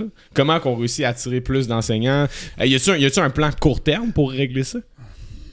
Je peux-tu me permettre quelque chose? Au début, on parlait justement, tu sais, que c'était pas très, très attrayant avec 4 ans de bac puis des stages non rémunérés. Je pense que ça pourrait partir de là, valoriser le métier d'enseignant. Tu sais, de faire... Ils l'ont fait un peu avec les infirmières. On manque d'infirmières. On manquait surtout d'infirmières. Puis là, ils ont quand même mis beaucoup d'efforts là-dedans pour valoriser les infirmiers, surtout durant la pandémie. Genre, tu sais, c'était nos anges gardiens puis tout. Mais tu sais, nos anges gardiens, c'est aussi nos enseignants. Puis je pense que c'est peut-être passé par là. Essayer de faire en sorte que ça soit plus attrayant parce que, tu sais, c'est des conditions de travail assez difficiles. C'est pas les salaires nécessairement les plus élevés. Est-ce qu'il y aurait moyen de comme rendre ça plus attrayant pour que les gens veulent être enseignants? Parce que tu dis que c'est pas une vocation. Là, je mélange plein d'affaires, mais tu sais, ça reste que dans ma tête, une vocation, c'est comme tu fais ça parce que intrinsèquement, c'est bon. tu sais, t'as le goût de faire ça. De faire. Non, j'ai mal à la tête. Là. Mais tu sais, veux pas, intérieurement, t'as le goût. De faire apprendre aux gens. Arrête donc de rire de moi. C'est quoi quand ils utilisent des adverbes? On peut le voir comme ça, une vocation. Dans ce sens-là, oui, je pense que si on le voit comme ça, l'enseignement, c'est une vocation. Puis oui, il faut que ça devienne plus attrayant. Mais la façon de le rendre le plus attrayant, si on a parlé de salaire tantôt, je pense que le salaire, il n'y a personne qui va pleurer sur le salaire des enseignants actuellement. T'sais, on est bien payé, puis ça reste qu'on a quand même des congés fériés, puis des vacances. T'sais. Finalement, là, c'est correct le salaire. C'est pas ça le nerf de la guerre. Il n'y a personne qui veut s'appauvrir, mais c'est pas ça le nerf de la guerre. Le nerf de la guerre, pour moi, c'est d'être capable d'enseigner. Si tu es capable de dire, hey, là, moi, en tant que gouvernement, je vais m'organiser pour que les profs, là, soient capables d'enseigner, je te dis, t'en règles un méchant problème parce qu'on a plein de profs qui n'enseignent plus, qui sont allés travailler chez Costco, qui sont partis des compagnies, etc., mais qui sont tous formés pour le faire. Mais ils ont fait comme, non, moi, je m'en vais parce que je suis plus capable d'enseigner. Fait que comment tu t'organises pour ça? Mais tu t'organises pour que tes élèves en difficulté soient aidés. Tu t'organises pour qu'au niveau de la gestion de classe puis du comportement, tu sois épaulé. Puis déjà, si tu fais ça, là, ça va aider. Tu vas en avoir un méchant bout de fait. Puis il y a des profs qui vont venir, qui vont faire, tu me promets ça, je vais te donner un deuxième essai. C'est vrai que c'est pas fou ça de le voir de même. Ils disent souvent qu'il faut former des nouveaux profs puis tout, puis valoriser ainsi de suite. Mais il y en a plein qui sont partis, qui sont encore super bien formés, qui faut juste comme rapatrier dans le fond. Là. Fait qu'il y en a plein des profs au final, mais plus dans le réseau par exemple. Donner un meilleur support sur le terrain. Dans le fond. Moi j'aime ça dire, il n'y a pas de pénurie de profs, il y a une pénurie de conditions de travail. Puis actuellement, ce qu'on essaie de faire, c'est de remplir une passoire. L'image est bonne. J'ai une théorie, mettons. Est-ce que j'ai l'impression, mettons, tu écoutes une radio poubelle de Québec, là, fait que toutes les radios de Québec. En passant, moi, les radios de Québec, je vais en entrevue chez eux, puis ils sont tout le temps super fins. Hein? Ah ouais? Okay. C'est juste moi qui les aime pas. Parce qu'en fait, tu les écoutes même pas. Non? Je les écoutais, j'ai arrêté. Par choix. Ben moi aussi, récemment, j'ai arrêté parce que là, le négativisme, ça me. Ben, c'est ça. À un moment donné, brasser les mêmes nouvelles, j'ai autre chose à faire, mais regarde, ils ont T'as mieux être sur TikTok, c'est pas négatif. C'est ça. Non, j'écoute BPM à la plage, j'écoute le sport. Ouais, mais non, il faut que tu vendes des pubs. Hein, fait que y a un réseau, c'est ça. J'ai l'impression que, mettons, tu dis ça, puis on va tout de suite réagir à mais là, c'est mes taxes, mes impôts qui vont payer ça, puis ça va être cher, J'ai vraiment l'impression que t'enlèves un projet Nordvolt puis une game des Kings, c'est juste pas si cher que ça, d'après moi, pallier au problème en éducation. Am I right? Am I wrong? C'est quelque chose qui est extrêmement coûteux pour ce qu'on va en ressortir sur le long terme. C'est bon ce que tu dis. Écoute, ce qu'on va en ressortir sur le long terme, l'éducation, c'est un investissement, c'est pas une dépense. C'est ça, hein? On est bien bon pour dire que des non-votes, c'est un investissement. Ouais. C'est un gamble. Ouais. Mais c'est ça. Ouais. Mais l'éducation, là, t'investis sur tes enfants, puis t'investis jamais C'est assez pas sur un tes enfants. gamble, celle-là. Ouais, puis c'est l'ancien ministre des Finances qui était allé au Sans Fil podcast qui avait dit, tu sais, moi je respecte ma ligne de parti, puis tout, mais comme on l'avait calculé, il y avait des études, puis comme sur 15 ans, ultimement, ben, les gens ont des meilleurs salaires. Ça revient tout dans nos poches, ultimement, en paiement d'impôts, en paiement de taxes, quand tu réussis à mieux éduquer les gens. Mais les gens, ben, pensent en termes de 4 ans, puis pensent. L'affaire qu'on a le plus de misère, je pense, les humains à faire, c'est de voir le long terme. Là. Ça, on est très à chier là-dedans. Mais écoute, au niveau de tout ce qui est gestion de la classe, puis nouveau comportemental, avoir un cadre puis le respecter, ça coûte rien. Ouais. On va se le dire. Là. T'as même pas besoin d'avoir du monde de plus. Tu as juste besoin de leur donner des pouvoirs. C'est comme le cadre, il est là. La limite est là. Tout le monde a des droits, tout le monde a des responsabilités aussi. On va s'assurer d'avoir tout le monde qui respecte ses droits et ses responsabilités. Qu'est-ce que tu veux dire par le pouvoir exemple, de responsabilité? Tu sais, des jeunes qui dérangent la classe, ils ont le droit d'être à l'école. Je suis d'accord qu'ils ont le droit à une éducation, mais peut-être qu'à un moment donné, il faudrait arrêter de tout le temps chercher pourquoi ça va pas bien, puis de le flatter, puis de vraiment agir sur ce jeune-là, donner un soutien à ses parents, pour que ça se cadre aussi. Actuellement, on ne fait pas grand-chose au niveau psychosocial. Là, les intervenants sont tous débordés. Fait que, puis on se fait niaiser, je veux dire franchement. Là, mais là, tu disais qu'il n'y avait pas de manque dans le fond, mais là, y aurait-tu un manque de gens pour intervenir? Ou? Ben oui, je pense que oui. Ouais. Au niveau psychosocial, on n'investit pas. Parce que justement, on considère que c'est une dépense, puis on voit pas le résultat à court terme. Puis c'est ça. Puis c'est pas des gens qui votent, puis c'est pas des gens qui crient fort. Fait que finalement, c'est des gens qu'on oublie. Aux gens qui sont dans la misère. C'est certain qu'au niveau de l'appui aux jeunes pour les apprentissages, ben ça, il y a des coûts à ça. Mais en même temps, moi, je suis pas mal convaincu que si on redonnait les sommes dans les écoles, pas dans les structures, on envoie l'argent dans les écoles, puis on donnait de la latitude aux écoles. T'es directeur d'école, tu as la même latitude pour gérer ton école qu'un directeur d'école privée. OK? Ben, je pense que l'argent serait mieux dépensé. Puis là où les élèves en ont le plus de besoin. Puis là, en ce moment, c'est plus les commissions scolaires et tout qui gèrent ça. Ben, c'est parce que l'argent, c'est pas dans le système. Ouais. J'enverrai pas des briques au centre de service scolaire parce que mon employeur est un centre de service scolaire. Bonjour. Mais je veux dire, il y a de l'argent qui se passe dans le système, puis plus il y a de monde dans la pyramide, plus on perd. Où est-ce que l'argent s'en va, puis qu'est-ce qui est essentiel, puis qu'est-ce qui est le fun. Ben, je pense que ça serait plus stimulant, justement. On en parlait justement d'une façon de redorer ça, puis de ramener les gens à vouloir être enseignants. Fais ça un peu, là, puis ça va te donner le goût, genre, d'aller enseigner, puis de dire comme, OK, ben, crime, on peut faire ça. Je suis pas pogné dans le même cochon que tout le reste du Québec. Mon école, j'ai une bonne initiative, je vais faire ça, puis là, je pense que ça serait une super bonne idée, puis ça serait vraiment génial, là. Puis, tu sais, moi, aujourd'hui, tu me dirais, Sylvain, ça tente-tu aller à la direction? J'ai déjà pensé, tu sais. Ouais. Là, je te dirais non. Ça me tente pas d'être pogné entre les profs, les parents, les élèves, le centre de service scolaire, le ministre. Non, oublie ça. Là, tu deviens genre un pigeon voyageur qui essaie de... Finalement, tu ne fais qu'éteindre des feux. Il n'y a personne qui veut faire ça. Là. Tu parlais, il n'y avait pas une question sur comme un peu les enfants rois puis tous les parents qui avaient plus... Ben, j'ai demandé parce que moi, je me rappelle dans mon temps, là, moi, mes parents, là, si je faisais... Si l'école appelait, là, je passais un mauvais quart d'heure en tabarouette une fois rendu à la maison, puis j'ai l'impression que ça a comme switché. Que genre là, c'est le professeur qui se fait plus chicaner que l'élève par les parents. Ouais, les deux questions que je vous avais posées justement pour être aux antipodes, mais les profs devraient-ils être... non, excusez, les parents sont-ils plus exigeants qu'avant, puis est-ce que les élèves sont plus difficiles qu'avant? C'est cette relation-là. Mais moi, tout, j'entends ça. C'est ça. Mais je sais pas si c'est je le vois pas, moi, vrai, ou si c'est des cas isolés, mettons, les enfants rois. Puis... Écoute, est-ce que les enfants sont plus difficiles qu'avant? Moi, je considère que c'est pas les enfants qui sont difficiles, c'est ce qu'on en fait qui fait qu'ils sont difficiles. Okay. Tu sais, quand tu couvres ton enfant, tu fais toujours tout pour lui. Moi, ce que je trouve difficile avec les jeunes, mes jeunes et les jeunes que je rencontre, c'est que c'est des jeunes qui ont été tellement mis dans la ouate. Hein? Puis, tu sais, en plus, avec la pandémie, tu sais, on a fait attention à eux autres, beaucoup. Ben là, moi, ce que je vois chez mes jeunes, puis ce que mes collègues me disent partout au Québec aussi, parce qu'il y a beaucoup de monde qui m'écrivent, c'est que les jeunes ne se mettent pas en action. Tu sais, ils sont là, puis ils attendent que tu le fasses avec eux autres, tu sais, fait que là, c'est long, puis ils apprennent rien, parce que finalement, tu sais, moi, j'en ai 28, puis il y en a comme 18 qu'il faut que je commence les tâches avec eux autres, fait que je cours comme une poule pas de tête, puis les jeunes sont là, puis ils attendent. Tu sais, fait que, tu sais, les jeunes sont difficiles, pas parce que eux autres sont intrinsèquement difficiles, parce que c'est ce qu'on a fait d'eux autres, parce que, est-ce que tu peux ouvrir le pot de beurre de pinot? T'es capable de l'ouvrir, va l'ouvrir. Puis ça va faire du dégât, puis tu le ramasseras après, tu vas prendre d'autres choses. T'sais, on les laisse pas parce qu'on est tellement pressé. Ça va tellement vite, puis on veut tellement pas qu'ils se blessent, puis on veut tellement pas qu'ils fassent d'erreurs qu'on les laisse pas faire d'erreurs. Puis ils arrivent dans nos classes, puis ils veulent pas essayer un problème parce qu'ils ont peur de faire une erreur. T'sais. Fait que ça, je pense que c'est ce qui fait que c'est difficile. Puis en plus, comme on y accumule des difficultés scolaires, on a aussi des jeunes qui veulent pas essayer parce que si tu n'essayes pas quelque chose, tu peux pas l'échouer.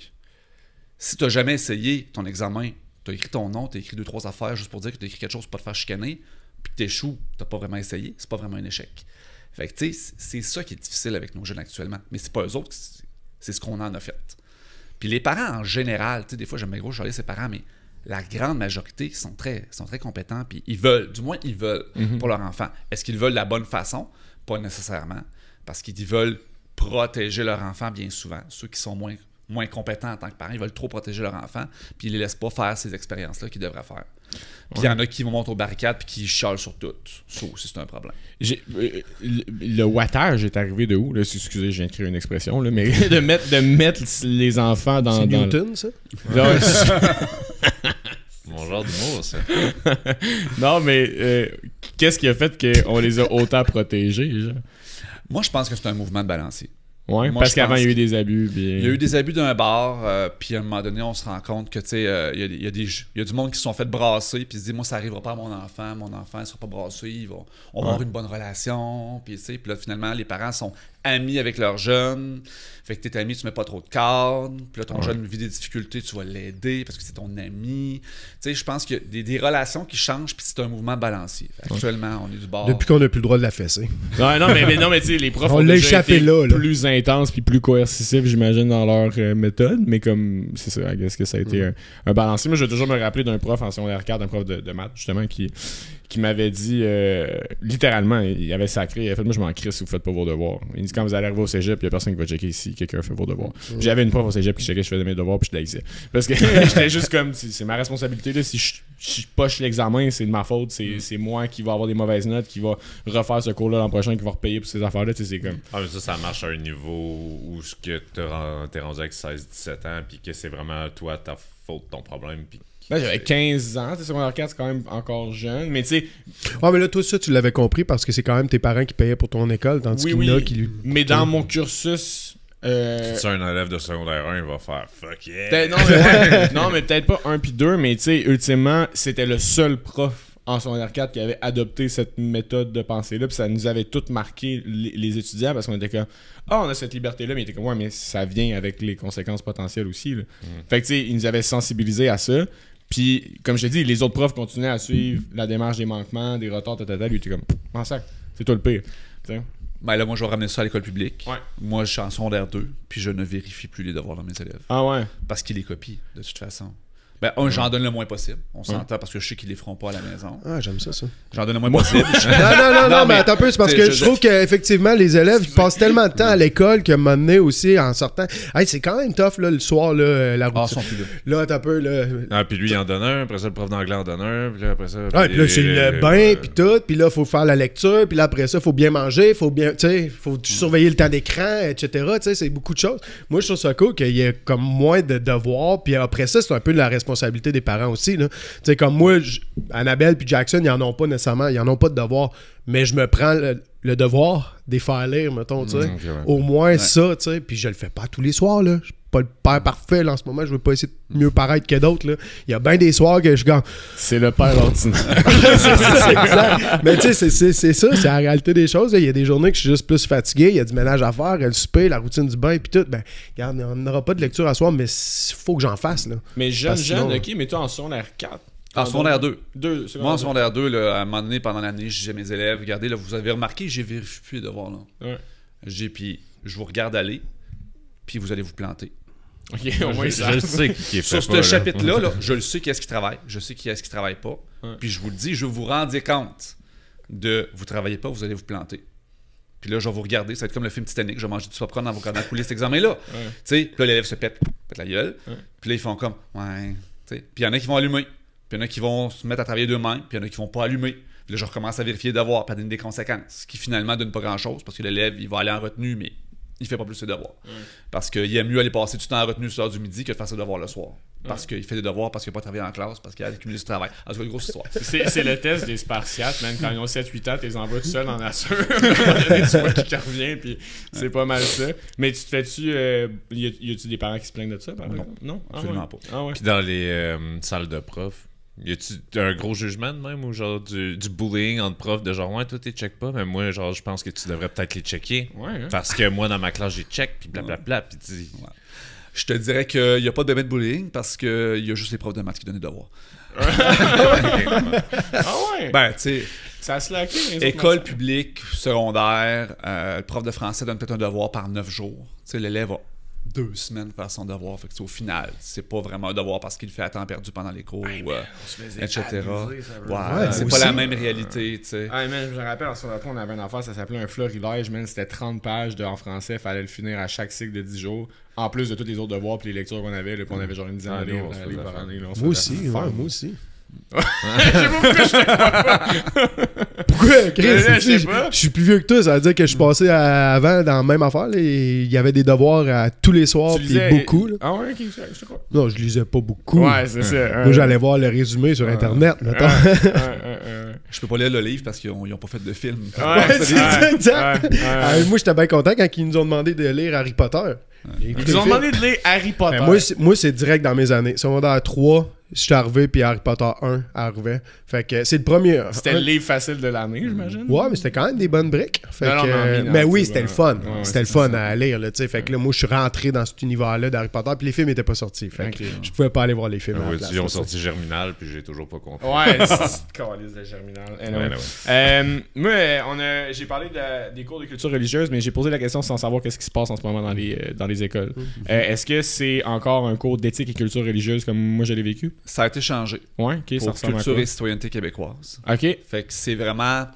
La CAQ a fait un... C'est large, ça. Ouais, c'est... Ouais, ben je te dirais que c'est... culture religieuse, Ah, aussi. Ils ont sorti l'aspect religieux, Ok. c'est-à-dire qu'ils étaient comprendre les différentes religions. Puis, tu sais, je suis pas un prof d'éthique culture religieuse, tu sais, je fais Ouais, mais moi, ça attention à me ce donne que un je dis, là, pouls, tu sais. là. Mais c'est vraiment plus orienté sur justement la réflexion éthique de différents enjeux, puis aussi l'intégration de la citoyenneté québécoise à l'intérieur. Fait qu'il est plus orienté nationaliste, je te dirais, Ok. qui était comme avant plus multiculturaliste. Puis peut-être que je dis des niaiseries. Voilà. Ok. Non, mais ben, ça m'intéresse parce que moi, je me rappelle d'avoir littéralement un cours. Ben, toi aussi, c'est ça. C'était EMRC, right? Puis c'était comme. Vraiment, j'ai passé beaucoup de temps là, à différencier les 5 fucking grandes religions. Puis j'étais genre, on peut-tu juste faire un chapitre dans comme le cours d'histoire? Puis passer. Pas que. Tu sais, je pense qu'on se dit un état laïque, un système d'éducation laïque. Puis j'avais un cours de même, je veux dire, pendant les 5 années de secondaire. Là. C'était quand même lourd, là. 5 années, on avait éthique et culture religieuse. 1, 2, 3, je pense. Non, en 5, on avait Danny. Puis j'avais lu un livre, j'avais lu l'alchimiste dans ce cours-là. Probablement 1, 2, 3, 5. Ouais. Bon, Ben, on pas sautait moi. 4. Ok. Pas moi. Ah ouais. Mais je trouvais juste pas ça lourd, allé. mais j'étais comme crème, on parle des Autochtones depuis genre première année, puis on n'a pas encore fait le tour, mais genre on passe 5 ans. Par exemple, Ouais. qu'est-ce que je sais qui à cette heure? Ouais, c'est ça, on peut Qui? un dieu indien, je pense. Ouais. Mais je pense que c'est quand même important d'avoir une vision globale puis de comprendre l'autre. Puis ça Oui, reste oui. que, tu sais, la différence... Au Canada, on est un pays qui est en changement. En changement. Ouais. Surtout là, en ce moment. Ouais, fin de quand semaine. même. Changement, c'est un bon mot. En fin Puis, de tu sais, semaine, c'est important d'être capable de reconnaître l'autre, puis c'est quoi ses valeurs, Oui, puis oui. sur quoi c'est basé. Puis la religion a vraiment un gros impact là-dessus. Définitivement. Maintenant, le fait qu'il ait mis un petit peu plus ça en retrait, je trouve ça correct aussi, parce qu'en plus, ça mettait les gens en confrontation. Il y a des gens qui voyaient éthique culture religieuse, puis faisaient comme, je veux sortir mon enfant de là, puis il y avait beaucoup de chiolage par rapport à ça, puis ça mettait les profs aussi Inconfortable. inconfortables par rapport au nom. Ne serait-ce que le nom, ça change beaucoup de choses. Ouais. Fait que je pense que c'est un bon changement. Ouais, c'est ça. Moi, je blâmais juste que je trouvais qu'on n'avait pas assez de notions par rapport à l'empathie, le respect de l'autre. C'est comme, c'était ça, ultimement, j'imagine, l'objectif qui était caché derrière ce genre d'éducation-là, mais on nous le verbalisait pas ou très peu, tu sais. Hey, ça, c'est une question. C'est un commentaire vraiment intéressant. Ok, ouais. On le verbalise pas assez, là, mais tu sais, ne serait-ce que dans tous les cours, là, on verbalise pas assez c'est quoi l'enjeu puis ce qu'on veut développer chez les jeunes. Là. Très vrai, ça. Ouais. Parce que, tu sais, moi, écoute, c'est drôle parce qu'en fin de semaine, j'ai fait une vidéo de maths. Parce que là, maintenant, j'ai scindé mes chaînes. Là. J'ai une chaîne de prof puis une chaîne de maths. Puis là, j'ai fait une vidéo, viens faire de l'algèbre avec moi. Tu sais, fait que, écoute, j'ai fait une équation, ça a pris 5 minutes, ça a plus que 80 000 vues, tu sais, en une fin de semaine, puis il n'y a rien d'extraordinaire. Puis là, les gens, le commentaire qui vient le plus, c'est ça me sert à quoi l'algèbre dans la vie? J'en ai jamais refait dans la vie. Tu sais. Ben, tu sais, si on parle de culture et citoyenneté québécoise, c'est oui, tu sais, l'empathie, la reconnaissance de l'autre, être un meilleur citoyen, avoir un esprit critique. Je pense que c'est ça comme l'enjeu principal. Moi, quand je fais faire de l'algèbre à mes jeunes, oui, il y a des métiers qui utilisent l'algèbre, mais c'est-tu vraiment ça que je veux qu'ils retiennent? Ben non, tu sais, c'est développer l'esprit logique, d'être capable de faire de l'abstraction, de jongler avec des variables, de faire des relations entre des nombres qui vont te servir dans tous les aspects de ta vie. T'sais. Bien souvent, tu te sers de tes compétences en maths et en algèbre dans ta vie de tous les jours, mais tu t'en souviens pas. C'est juste que là, tu arrives, tu sais comme, non, c'est pas vrai que j'ai fait 2x plus 4 égale 12. Ouais. Effectivement, tu fais pas ça. Puis dans tous les cours, il y a des compétences que les jeunes développent, mais c'est jamais mis de l'avant, c'est jamais nommé. Mais même si on le nommait, je pense pas que des jeunes du secondaire leur tiendraient. Ah ouais? Ben, moi, mettons, exemple, tu parles d'algèbre, puis j'ai posé la question est-ce que les maths fortes sont nécessaires, puis tu as dit non. Ce qui est étrange, ben, pas étrange, mais on va en parler après venant d'un prof de maths, tu sais. Mais moi, j'avais un prof en secondaire 5, puis c'est arrivé sur le tard, mais qui, quand il nous expliquait une nouvelle formule, ben, il prenait un mathématicien dans l'histoire qui avait soit aidé à sa création ou l'avait créé, puis après ça, nous montrait rapidement c'est quoi les utilisations dans le monde réel. Puis pas juste d'un point de vue mathématique, aussi d'un point de vue un peu sociétal. C'est comme de comprendre ce genre de relation-là va vous apprendre à comprendre ce X genre réalité-là. Puis ça m'aidait à vouloir apprendre la fonction. Tu sais, je me rappelle que ce genre d'explication-là m'a aidé à vouloir apprendre la fonction sinusoïdale. Puis j'étais comme, je pense pas que je me lève le matin et j'ai le goût de faire des fonctions sinusoïdales. Tu sais. Mais ça m'a comme donné un purpose de faire ben si je comprends ça, je vais peut-être comprendre ça plus tard. Tu sais.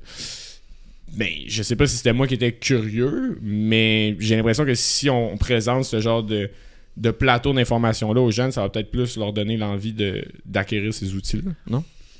Oui. Ouais. Et non. OK. C'est-à-dire que, tu sais, ce que tu me dis, c'est super intéressant. C'est le genre de choses que j'aimerais pouvoir faire. Ouais. Le problème, c'est qu'avec mes élèves, même en secondaire 4, ils ont une capacité d'attention de maximum de 25 minutes. Beaucoup, ouais, peut-être ça aussi, ça a réduit. Fait que, ouais. J'ai 25 minutes pour leur expliquer puis qu'ils comprennent. Chris, t'es un prof, faut que tu fasses des hooks. J'aime ça.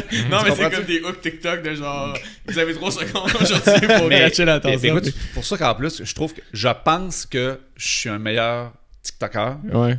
Parce que je pense que je suis un bon prof. Je suis capable de vulgariser puis ramener ça, tu sais, short à l'essentiel. Ouais. Puis tu sais, c'est important. Fait que il faut que je sois capable de capter l'attention, de leur donner l'essentiel, qu'ils comprennent en 2-3 exemples qu'est-ce qu'ils ont à faire, puis que je les mette au travail. Fait que tu sais, tout ce bout-là historique, il est intéressant. J'ai pas le temps de le faire. Ouais. Puis le temps que je fais en classe avec mes élèves, c'est du temps qu'ils vont faire à la maison. Ils vont avoir plus de devoirs. Tu comprends? Fait que c'est un choix conscient qu'on fait. Ça dépend de tes jeunes, ça dépend de leur intérêt, ça dépend si tu enseignes le programme selon le nombre d'heures qui est prescrit par le ministère, ou bien il te manque une période ou deux parce que les jeunes vont faire du sport parce qu'on a fait ces choix-là. Fait que il y a plein de variables qui rentrent en ligne de compte. Fait que dans un monde idéal, oui. Dans la réalité, ça arrive pas. Puis le fait que maths forte pas tant nécessaire au secondaire? Ben, maths forte, premièrement, là, si je dis maths forte encore une fois, je vais me faire arracher la tête. Là. Okay, maintenant, c'est des séquences. Là. C'est CST, SN puis TS. Là. C'est parce que c'est pas tous les jeunes qui ont besoin de tout ça dans leur emploi futur. T'sais, rendu en 4e secondaire, c'est là vraiment que tu fais OK, toi vraiment, tu te dédies plus, par exemple, à faire quelque chose de scientifique. C'est pertinent pour toi d'aller là. Mais si tu t'en vas plus dans les sciences sociales, c'est très intéressant de faire plus de probabilités, plus de statistiques, d'avoir une vision plus globale par rapport à ça. Fait que tu sais, les maths fortes, on va dire maths SN ou TS, c'est pas nécessaire pour tout le monde parce que c'est pas tout le monde qui va en bénéficier réellement. Puis en plus, ben, ça va venir leur mettre un struggle parce que c'est vraiment plus difficile aussi. Là. Puis tu sais, à un moment donné, t'as peut-être pas besoin de ça dans ta vie non plus. Ouais, mais on faisait pas un choix parce que moi, je me rappelle qu'en secondaire 3, il a fallu que je fasse mon choix. Moi, je voulais être architecte, fait que j'ai fait mes maths fortes, mais mon frère, lui, il voulait pas nécessairement aspirer à un job qui demande les maths fortes, fait que lui, il avait fait Histoire géo, je pense, quelque chose comme ça dans ce temps-là. Fait qu'on le fait quand même, ce choix-là. Fait que c'est pas tout le monde qui est obligé de les faire, de toute façon, les maths fortes. Pas tout le monde qui est obligé de les faire, puis moi, je trouve ça bien correct comme ça aussi. Puis je pense même qu'il faut qu'en tant que parent, il faut essayer de regarder notre kid puis se dire, c'est quoi les probabilités que mon enfant ait vraiment besoin de ça? Puis est-ce que ça l'intéresse? Est-ce que je le mets dans le trou? Parce que moi, j'en ai des jeunes, là, qui les parents ils ont choisi pour tu vas faire maths forte. Ah, moi, mon gars va jouer dans. Ça va t'ouvrir des portes. Mon gars va jouer dans la Ligue nationale, fait qu'il n'y a pas besoin de ça. Mais ça va t'ouvrir des portes. Aussi. C'est ça. Ça va t'ouvrir des portes parce que le jeune, il est là, puis il fait comme. Il a l'air d'un chevreuil en avant d'un 10 roues. Puis c'est comme, là, il faut que je fasse tous ces exercices-là. Oui, parce que toi, tu as besoin de les faire toute la gang, là, parce que tu réussiras pas sinon. Fait que, si tu mets ton enfant dans la difficulté. Fait que je pense qu'il faut être ouvert et se dire, c'est pas parce que tu sais pas tes maths fortes que tu n'auras pas de belle carrière. Puis si jamais tu en as besoin plus tard, il va y avoir un pont ou un chemin qui va te permettre d'aller chercher des acquis. Puis tu vas être heureux pareil. Là. Ça, je pense que j'avais tout de fort en 4e secondaire. Puis en 5e secondaire, je voulais rentrer en paramédic rendu au cégep. Puis j'ai tout mis de base. Puis ça a été ma meilleure année. J'étais comme, je sais que j'ai le potentiel de le faire. Mais là, je me pognais le bang. Puis j'étais arrivé avec une cote SRAC au cégep. Puis je suis rentré tout de suite en paramédic. Plot twist, hein? Je suis pas dans une ambulance. Mais genre, effectivement, si c'est pas nécessaire, casse-toi pas le basic plus qu'il faut. Là. Moi, ma réflexion était plus que si tu sais pas ce qui est nécessaire quand t'as genre 14 ans.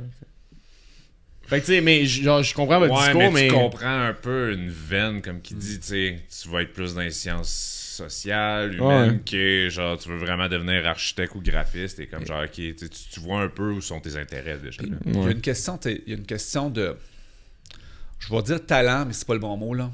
Ok? Tu sais, il y a des jeunes pour qui les maths, les sciences, c'est plus naturel. Ils ont bâti leur réseau de neurones de cette façon-là. Ils ont un intérêt. Pour eux, ils ont des bonnes chances de l'utiliser. Puis il y a des jeunes pour qui ils n'ont aucun intérêt. Puis ils ont de la difficulté. Tu sais, un jeune qui travaille excessivement fort pour aller chercher son 75, pourquoi est-ce que tu le mets dans le trouble? Tu sais, c'est correct aussi de faire l'autre chemin. Puis tu vas apprendre aussi. Puis tu vas peut-être être le meilleur de ta classe. Puis tu vas vivre des belles réussites. Puis peut-être qu'après, tu vas vouloir, refaire le chemin inverse. Moi, j'ai des élèves en 5e secondaire qui font leur maths forte de 4e secondaire. T'sais, ils ont pris un détour, puis finalement, ils sont super heureuses. Là. Puis là, ils sont capables de le faire. Fait que, voilà. J'en ai encore quelques-unes à descendre. L'école, est-ce qu'elle devrait être obligatoire jusqu'à 18 ans? Ça, c'est une question que j'aime bien. Parce que moi, j'ai vécu à Toronto pendant un bout. Fait que système ontarien différent. Puis bon, si t'as eu des pen pals, j'avais vu ça au secondaire, vous autres, en anglais, des correspondants. Puis là, t'étais comme, ah, mais là, moi, je suis en 7e année. Puis là, t'es comme, what the fuck? Rien. C'est vraiment un système différent, mais qui les pousse à aller à l'école un an plus tard, dans le fond. Ouais, parce qu'ils ont comme l'équivalent d'un cégep de plus. Puis ici, on a l'incroyable monde des cégeps. Et étant professeur de secondaire 4, j'imagine que tu comprends un peu ce pont-là. Toi, t'as répondu quoi à cette question-là, oui ou non? Je pense que j'ai répondu non. Non? Okay. Non, il a répondu non. Pourquoi? Ben, parce que le système, il est pas adapté. T'es adapté à fuck all, est-ce qu'on peut comprendre? Écoute, on a besoin d'une grande réflexion. Actuellement, au niveau politique, on nous dit on n'a pas le temps de réfléchir, il faut agir. Ça, là, j'ai de la misère. On est capable de réfléchir puis de faire d'autres choses en attendant. Fais tes petites affaires politiques, mais pars une réflexion en arrière pour qu'au pire que le prochain gouvernement va arriver, il va avoir des données puis une réflexion de fait. Mais ça, il n'y a personne qui m'écoute de toute façon en haut. Mais le système n'est pas adapté. Tu sais, première des choses, le secondaire, tu vas finir ton secondaire à 17 ans. Fait que si tu as l'école obligatoire jusqu'à 18, il faudrait que ce soit genre 18 ans ou obtention du diplôme. Première des choses. Fait que le système n'est pas conçu pour ça. Puis on a l'accès à la formation professionnelle. Premièrement, c'est pas assez valorisé. La formation professionnelle. DEC et tout. Là, c'est ça. Il faut que tu aies à l'université. DEP, excusez-moi. De plus en plus valorisé, mais pas encore assez. Je trouve que le jeune qui est déjà décroché, là j'ai dit tantôt, il est déjà décroché dans sa tête depuis la 2e année. Il a juste envie de s'en aller rendu à 16 ans. Il attend d'avoir 16 ans pour s'en aller. Puis bien souvent, il a 16 ans pendant l'année, il pense qu'il va s'en aller tout de suite. Tu lui dis non. Il fallait que tu aies 16 ans, c'est bon, au 30 septembre. Il fait comme, il faut que j'attende encore l'année prochaine. C'est un enfer. OK? Fait que tu sais, un jeune qui n'a pas eu l'appui, qui n'est pas fait pour l'école ou qui se sent pas fait pour l'école parce qu'il n'a jamais vécu rien de positif par rapport à l'école, même si on le mettra obligatoire jusqu'à 18 ans, tu sais comme moi qui va se sauver pareil. Là. Parce qu'on l'aide pas, le jeune. Fait que si on est capable d'aider nos jeunes puis de les amener à leur plein potentiel, dans une phase 2, est-ce qu'on peut se dire oui, il fallait que nos jeunes aillent chercher le maximum de formation jusqu'à 18 ans pour former leur cerveau, former leur esprit critique, les ouvrir à différents métiers, à différentes passions. Je pense que ça pourrait être une bonne idée, mais on n'est tellement pas là. Puis il y a tellement de métiers essentiels qui sont en formation DEP et tout ça. Qui sont en pénurie aussi. Aussi, puis tu sais, c'est bien correct que le jeune, à 16 ans, il décide qu'il veut être plombier ou qu'il veut travailler sa construction puis tout, etc. Là. Il en faut, là, puis tout. Là. C'est un DEP, paramédic? C'est un deck. Ben, c'est une technique, là, mais c'est un deck. Une technique. Ouais, fait que t'es obligé de faire des cours de français puis tout, etc. Nice try. Chris, t'es au cégep? C'est ça. Bon, DEP, c'est Centre de formation professionnelle. Est-ce que c'est vrai que le chemin scolaire est plus difficile pour les garçons que pour les filles? Tu sais, moi, je pense... J'ai jamais entendu ça. Ben oui, quand même. Ils disent que c'est mieux adapté pour les filles que pour les garçons. Puis, tu sais, moi, je pense à moi quand j'étais plus jeune, puis j'étais vraiment dans le sport. Puis, tu sais, je vivais que du sport, là, tu sais, de jouer au hockey avec mes chums, etc. Puis tout, puis que ça pouvait être difficile d'être sur un banc d'école, puis une classe d'éducation physique par semaine. Puis je pense à mon garçon, justement, qui aime beaucoup du sport, etc. Fait que, est-ce que c'est vrai ou... Ben, les données me démontrent qu'on a beaucoup plus de décrochage chez les garçons. C'est normal. Ben, c'est normal. C'est pas normal. C'est acquis. Faut pas que ça soit on est pas normal. Mais oui, on a aussi une société où l'éducation est beaucoup moins valorisée pour les garçons que pour les filles. Je pense qu'on a aussi une sous-représentation de gars dans les écoles. Aussi particulièrement au primaire. Je veux dire, au niveau des professeurs, tu penses? Oui, au niveau des professeurs, au niveau des éducateurs, etc. Parce que c'est ça.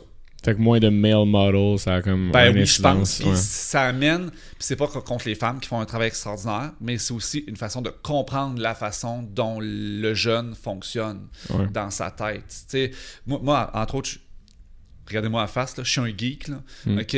Mais tu sais, des enseignants, gars, geeks au primaire, qui vont comprendre ces jeunes-là qui sont dans leur monde, dans leurs jeux vidéo, dans la programmation, etc. Il y en a très peu. Ben, ces jeunes-là se sentent peut-être exclus parce qu'ils n'ont aucun modèle. Alors que s'il y avait un monsieur Félix en 3e année qui leur avait fait découvrir la robotique, ben peut-être qu'ils retourneraient voir monsieur Félix pour faire de la robotique sur l'heure du dîner ou faire des ateliers, tu comprends-tu? Mais il y en a très peu. Là. C'est 90% de femmes au primaire. Là. Fait que tu sais, il y a peut-être moins de modèles masculins dans nos écoles, mais je pense aussi que ce qu'on travaille chez nos jeunes, on travaille beaucoup des compétences qui sont plus faciles pour les filles que pour les garçons. Okay. On est peut-être un peu plus dans l'instantanéité. Les gars puis les filles sont peut-être un peu plus au niveau du plan. Mais tu sais, ça, c'est des stéréotypes en même temps. C'est des choses qui sont construites socialement. Puis qu'on accepte chez nos gars qui sont un petit peu brouillons. Puis on dit, c'est pas grave. Puis nos filles, c'est fais des belles lettres, fais de la belle calligraphie. Tu sais, au final, en tant que société, on valorise ça chez nos filles, puis on les travaille dès le plus jeune âge, puis chez nos gars, on fait comme c'est pas grave. Let boy be boy. Fait que tu sais, c'est... On a eu bien des problèmes avec ça. Bref, actuellement, c'est plus difficile pour les garçons. Est-ce que c'est parce qu'ils sont comme ça biologiquement ou c'est parce que le construit social fait qu'ils ont plus de difficultés? Je me questionne. Ouais, ben c'est tout le temps une question de l'environnement, biologiquement, qu'est-ce que t'es, puis c'est complexe comme question. Mais moi, j'aime bien quand t'as apporté l'idée du sport à l'école et tout.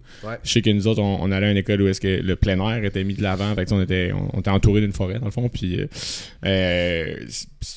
c'est con, mais comme ça nous permettait d'avoir plusieurs formes d'exutoire, mettons, par rapport à juste être assis dans une classe, puis écouter un prof parler, puis des fois, Dieu sait que t'as pas l'air d'un prof ennuyant, mais il y a des profs ennuyants en esti qui parlent sur un ton monotone, puis c'est long en maudit comme journée. On avait du sport, on avait des programmes multisports, on avait des programmes artistiques et tout.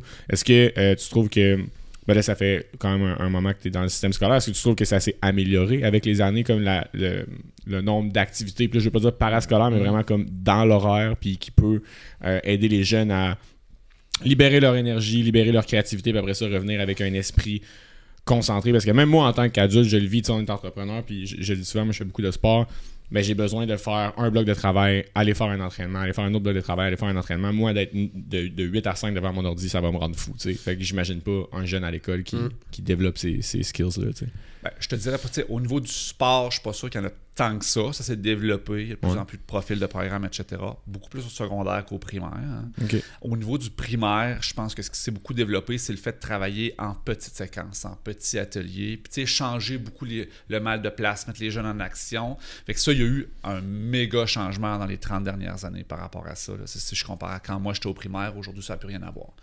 Les jeunes sont beaucoup plus en action. Est-ce que c'est suffisant? Je ne sais pas. Mais tu sais, notre horaire est très calqué sur l'horaire de travail des parents parce que c'est facilitant. Mais est-ce que les Peut-être pas. Ça dépend des journées pédagogiques, là, ça peut être litigieux. Mais tu sais, ça reste que l'horaire, c'est un horaire telle heure à telle heure. Puis avec les pauses, les récréations à un moment précis, les jeunes sont dans leur classe, avec leur groupe classe. Ils ne changent pas de groupe classe au primaire. Il y a peut-être des aménagements et une réflexion à y avoir par rapport à ça. On est loin d'être dans un monde idéal, c'est sûr.